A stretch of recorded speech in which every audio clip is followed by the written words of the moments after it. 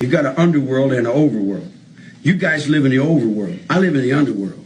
About Charlie, man. Look, I want to tell you something, right? Because, the nose, Mike the Rat Thompson, he talks about that swastika on Charlie's forehead, and he's full of shit. I tattooed that swastika on Charlie's forehead.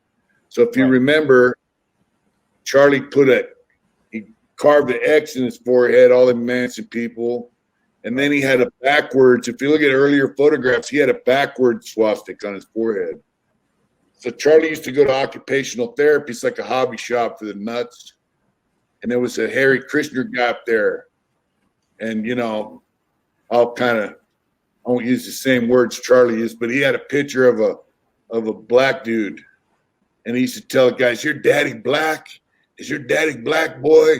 Why are you practicing a black man's religion, boy? And he would fuck with this guy all the time. Right. So one day the guy threw thinner in Charlie's face and lit him on fire. So Charlie had like a skin peel. Didn't burn him up real bad, but just took off with a couple layers of skin. So he told me, hey, man, I want you to redo that thing on my forehead. I'm like, yeah, whatever, And, Charlie was on the main line there in Vacaville. We were all doing lifer programs. And, really nobody gave a shit about him. He's just a dude. Right. All that, the Folgers family has a hit out on him and all that shit. So if you take him out, how are you going to collect? Right. You got to admit to a fucking 187 to collect the money. Come on. Yeah. Who do you contact? Hey, I just whacked this dude. You pay me. Can you send over my commissary 300 at a time or whatever is allowed? I mean, no one really give a shit about Charlie being there. But so I was tattooing on this guy Gypsy, and I seen Charlie walk by in the hallway, and this is in G3, and I go, hey Charlie, and he, what's up? I go, come here. I go, give me some weed. He took his shoe off, and he pulled a pile of weed on my locker. I go, squat down here. I carve that swastika in his forehead. And I go, put your bandana on, man. Get the fuck out of here. That's how that happened.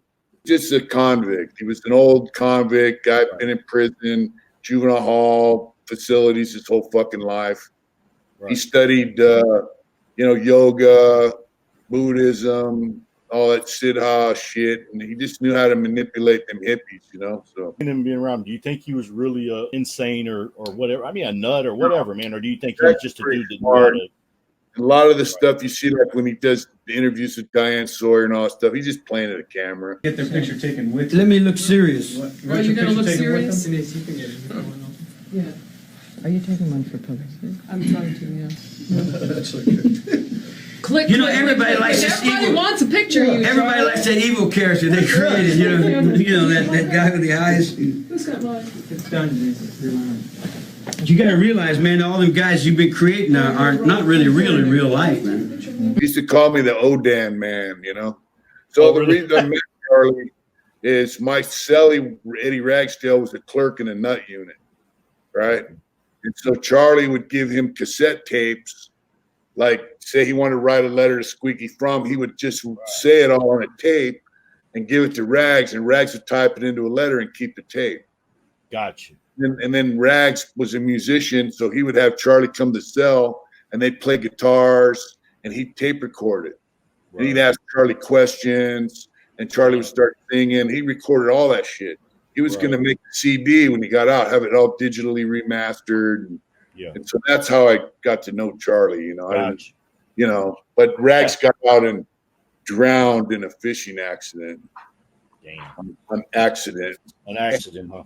Yeah, I don't know. He drowned in a fishing accident. So that never took place, but he had all those tapes, Before, yeah.